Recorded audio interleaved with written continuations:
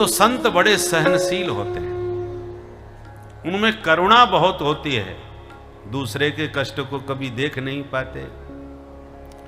एक बार एक साधु गंगा पार कर रहे थे नौका में, कुछ उद्दंड नवयुवक भी उसी नौका में आके बैठ गए, बाबा जी अकेले।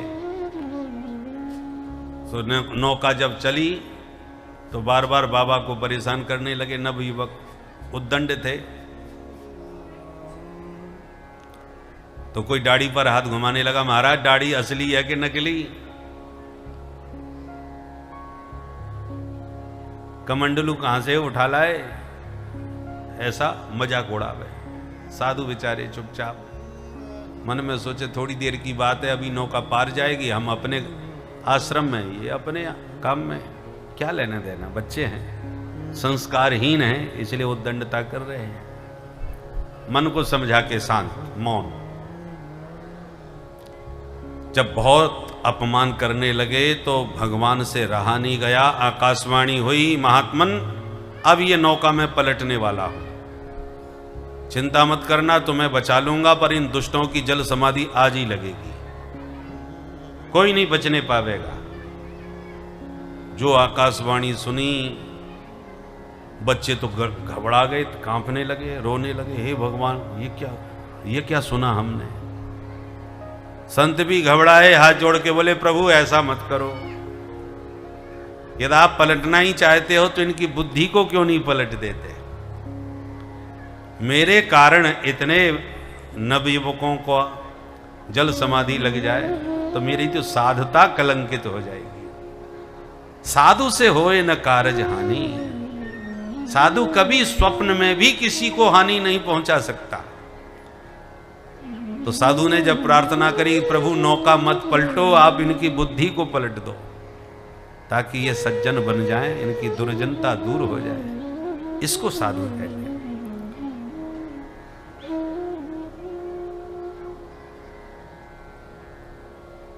अपकार का उत्तर उपकार से देते हैं। क्रोध करने वालों पर भी कृपा करते हैं, अनहित करने वालों का भी हित करते हैं, वो साधु होते हैं। ऐसे साधु पुरुषों को पहचानो, और ऐसे साधु कहीं भी हो सकते हैं।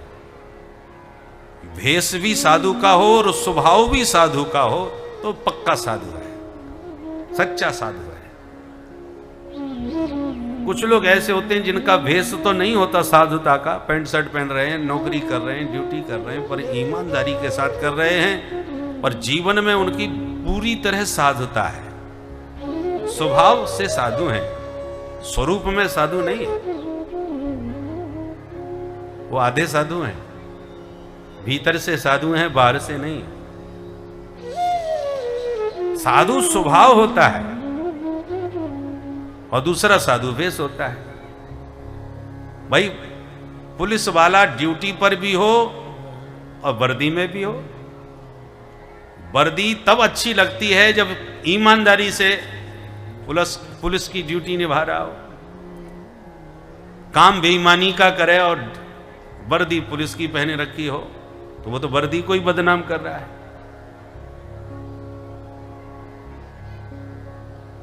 उसी प्रकार साधु का वेश बना करके असाधुता का कार्य करे तो साधु का वेश बदनाम होता है।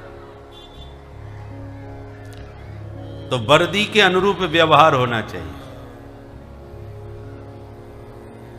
धोती बगलबंदी पहन के तिलक चंदन लगा लो तो कई बीमारियों से तो वैसे ही बच जाओगे। बीमारी का मतलब बुराइयां।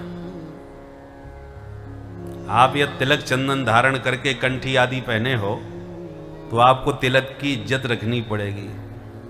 ऐसा कोई काम ना करे जो तिलक बदनाम हो, कंठी बदनाम हो, वेशभूषा बदनाम हो, कई बुराइयों से बच जाओगे।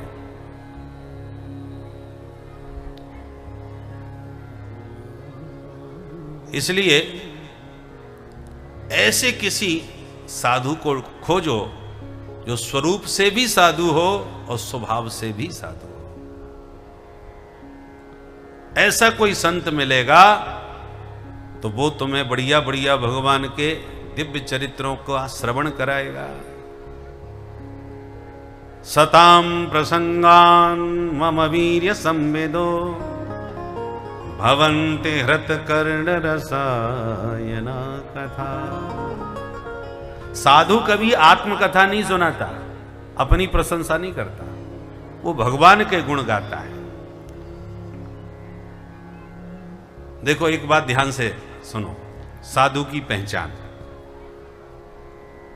जो भगवान को पुजवावे, भगवान की ही महिमा गावे, वो पक्का साधु। और जो अपने मुंह से अपनी ही महिमा गावे और अपने कोई पुजवावे, उससे थोड़ा सावधान रहने की आवश्यकता है।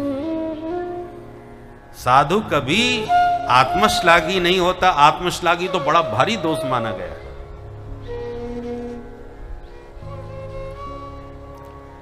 साधु ने यदि अपनी कृपा से, अपने पुण्य प्रताप से किसी को संतान दे भी दी कि जाओ तुम्हारे बच्चा हो जाएगा, उसने अपने भजन से, अपने संकल्प से बच्चा कर भी दिया, वो जब आता है महाराज आपके आशीर्वाद से बेटा हो गया, तो वो ये नहीं कहेगा कि मैंने देखो मनोती, मैंने मैया को प्रसन्न किया, मैंने वो ऐसा किया वैसा किया। वो नहीं, अरे भैया हनुमान जी का आशीर्वाद है, हनुमान जी ने सुन ली तुम्हारी, इसमें मेरी कोई विशेषता नहीं है। वो अपनी विशेषता नहीं बताता, अपने प्रभु की विशेषता बताता है। ठाकुर जी ने तुम पर कृपा कर दी, ठाकुर जी ने तुम्हारी सुन ली।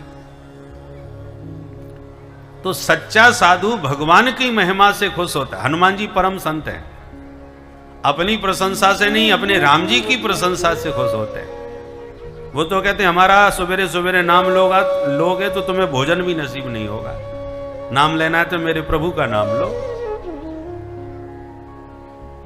तो सच्चे संत वो होते हैं जो अपने प्रभु के गुणों पर रीझते हैं, और जो अपने ही गुणों पर रीझ है, अपनी ही तारीफ करवावे, अपनी ही पूजा करवावे, और ठाकुर जी को किनारे कर दे। वो बोले गुरु साक्षात परब्रह्म, हम बैठे तो हैं, फोटो किसी की जरूरत नहीं है, न राम जी की, न श्याम जी की, न देवी जी की, न दुर्गा जी की, बस हमारा ही ध्यान करो, हमारी ही पूजा करो, हमारा हमको ही समर्पण करो। ऐसे लोगों से सावधान रहो।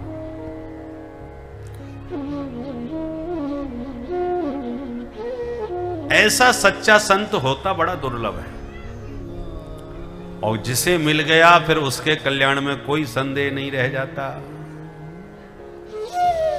मुक्ति की युक्ति संतों के हाथ होती है। मुक्ति तो मिलेगी, पर उसकी युक्ति संतों से मिलेगी।